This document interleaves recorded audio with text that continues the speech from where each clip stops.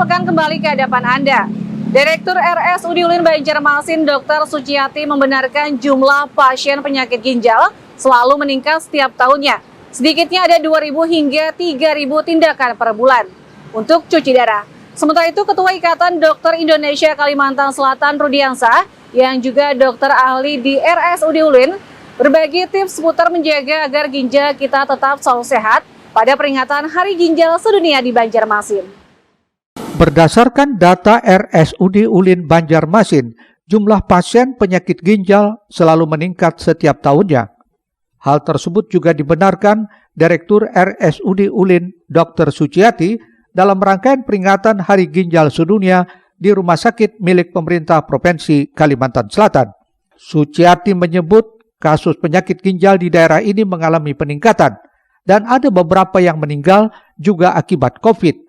Sedikitnya ada 2.000 hingga 3.000 tindakan per bulan untuk cuci darah. Tadi mungkin meningkat gimana Bu, bisa sampaikan dulu? Untuk kasus ginjal sebenarnya dari hari ke hari naik ya. Tapi untuk pandemi ini beberapa pasien ginjal karena mereka imunokompromis ya, stamina-nya sudah fit seperti kita. Jadi karena mungkin prokes atau kondisinya beberapa ada yang meninggal karena COVID tuh. Pak ya, biasanya 3.000-an tindakan per bulan. 3.000-an tindakan. 2.000 sampai 3.000 tindakan. Itu meninggal Cuci darah. Oh, bukan. Yang meninggal. Cuci darah. Yang ditanya persentase meninggal. Yang meninggal akibat ginjal. Belum dihitung ya. Tapi lebih meningkat karena kita belum mengevaluasi pelayanan COVID di ginjal lah ya. Jadi belum menghitung. Masih akan persiapan survei-survei. Di tengah pandemi saat ini, terjadi perbedaan dalam pemberian layanan, yakni menyediakan 10 alat cuci darah khusus untuk pasien ginjal yang terpapar COVID-19. Rijali Afandi, Banjar TV.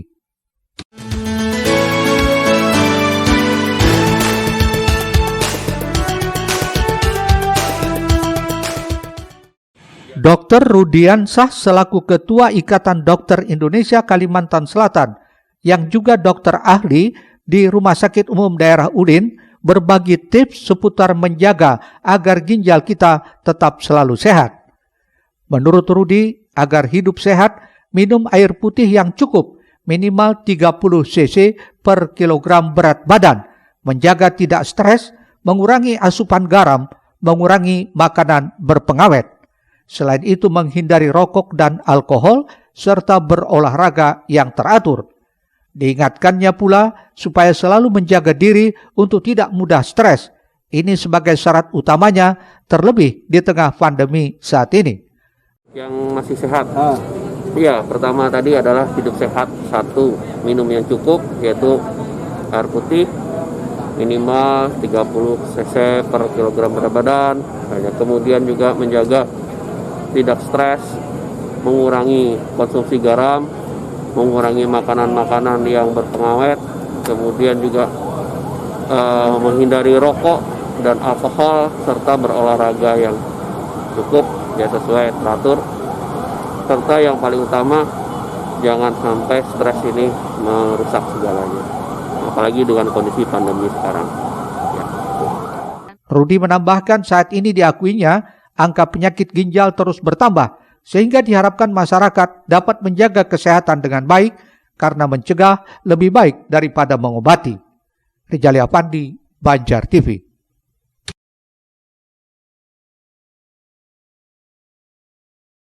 Pemirsa, warga menuju Gang 5 Sejati di kawasan Jalan Veteran atau sebelumnya berdampingan dengan posko BPK Sangga 5 akhirnya turut dibongkar Satgas Normalisasi Sungai.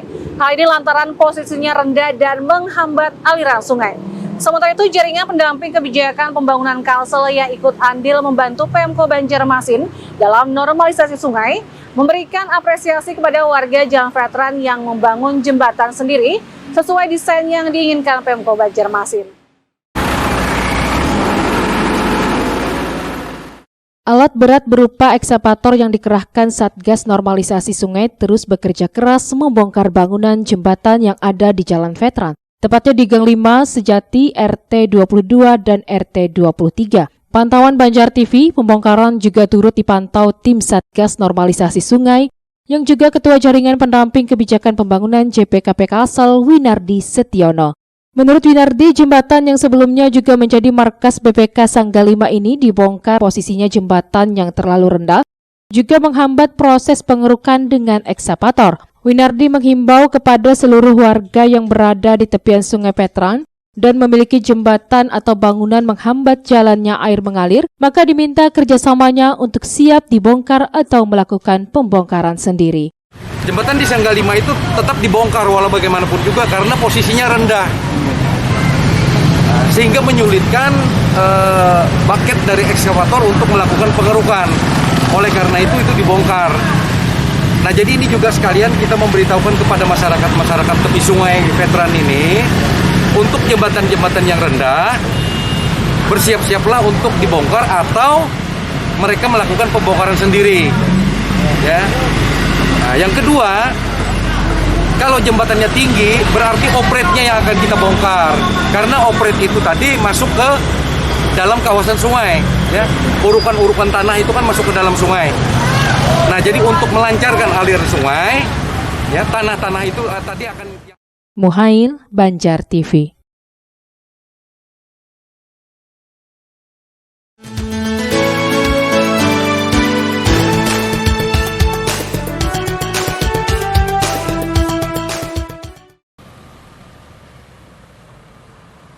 Program normalisasi sungai dan pembongkaran jembatan bangunan gedung masih terus dilakukan pemerintah Kota Banjarmasin, seperti halnya di kawasan Jalan Veteran.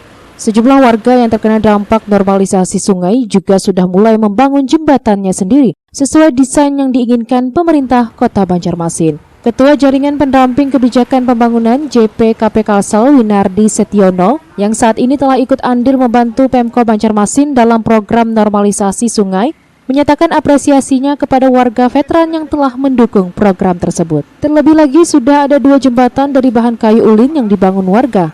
Jembatan itu menurutnya sudah sesuai prototipe yang diinginkan pemerintah Kota Banjarmasin. Harapannya 2 jembatan tersebut ke depannya juga bisa menjadi contoh warga lainnya yang ingin membangun jembatan. Sebagai Satgas dan juga selaku Ketua Jaringan Pendamping Kebijakan Pembangunan itu memberikan penghargaan yang setinggi-tingginya ya kepada masyarakat yang sudah mau membantu kepada pemerintah kota ya.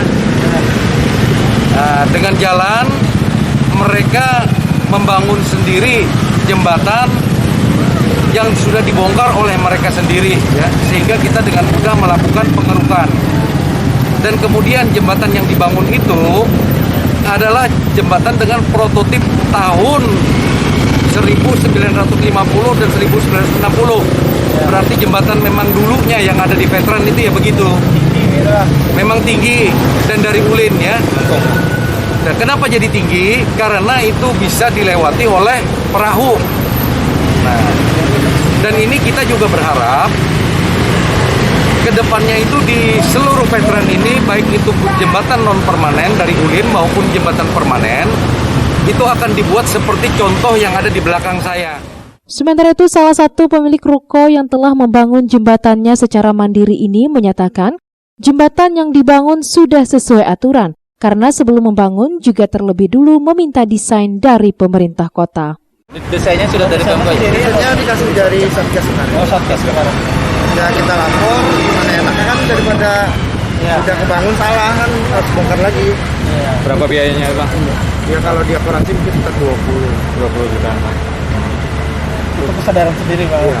Bang, harapannya ke depan mungkin dengan warga-warga yang lain yang belum membongkar ini gimana? Ya kita harus sama aja sih. Kalau demi kota biar bagus ya harus sama. Secara umum, desain jembatan tidak boleh ada tiang di tengah, kemudian tinggi jembatan minimal 1,25 atau maksimal 1,50 meter dari badan jalan. Jembatan yang sudah selesai dibangun sekitar 1 pekan itu memiliki lebar 2 meter, panjang 14 meter, menghabiskan biaya lebih kurang 20 juta dan murni dari dana pribadi. Muhail, Banjar TV.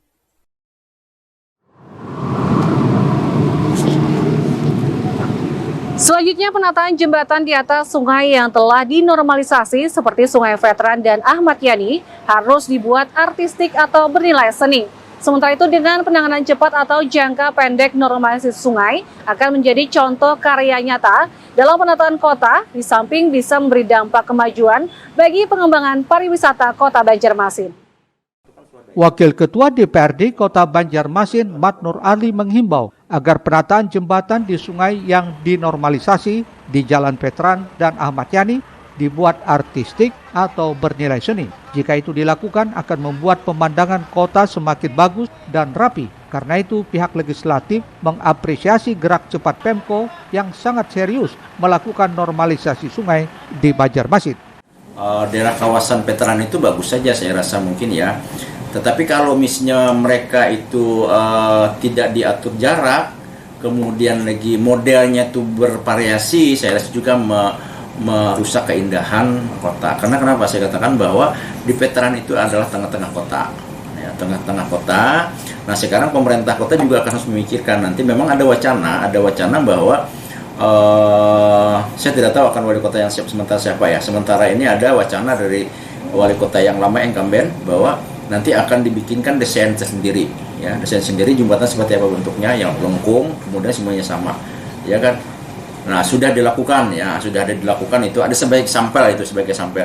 Nah ini mudah-mudahan masyarakat juga yang membuat jembatan itu bisa mengarah paling tidak sama dengan yang sampel yang diaturkan oleh pemerintah kota. Mat Nur juga menyebut di kawasan Sungai Veteran harus jadi prioritas karena letaknya di tengah kota sehingga harus betul-betul ditata baik luas sungai maupun jembatan yang ada di atasnya.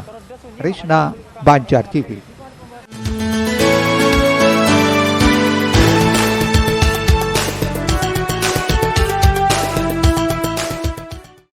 Sementara itu, saat ditemui di ruang kerjanya, Mat Nur Ali meyakini dengan penanganan cepat atau jangka pendek normalisasi sungai akan menjadi contoh karya nyata dalam penataan kota, termasuk untuk menghindari banjir seperti terjadi pertengahan bulan Januari lalu. Selain itu diharapkan bisa memberi dampak kemajuan bagi pengembangan pariwisata daerah. Mat Nur juga meminta agar berbagai sungai yang koneksinya sampai ke sungai besar hendaknya dibuatkan bendungan buka tutup karena terkait dengan air pasang. Dalam jangka panjang, berbagai sungai yang mati supaya diaktifkan kembali sebagai salah satu langkah penanggulangan banjir. Itu kalau memang itu normal, itu nanti pemerintah kota saya sarankan juga, saya pernah waktu rapat kemarin, kalau bisa sungai yang koneksi itu bikinkan seperti bendungan bisa buka tutup, ya. Contoh misalnya yang Veteran itu yang di Sungai Gardo itu ada pintu air, kemudian di Tepekong juga ada pintu air. Nanti ketika misalnya air pasang atau segala macam itu bisa ditutup atau bisa dibuka. Nah Setoyo itu ada juga sungai, jadinya di Pelambuan atau di Trisakti itu buka tutup, kemudian ada lagi di jalan Sungai Tatas itu nanti dibikin. Nah itu mungkin jangka menengahnya ke depan. Nah jangka panjangnya kita menyisir yang mana sih sungai-sungai yang mati, sungai yang betul-betul mati itu betul-betul dibikinkan lagi sungai, itu jangka panjang ke depan. Risna, Banjar TV. Selanjutnya kita simak Kementerian Sosial RI mulai melakukan screening data warga penerima bantuan sosial setelah pariwara berikut ini.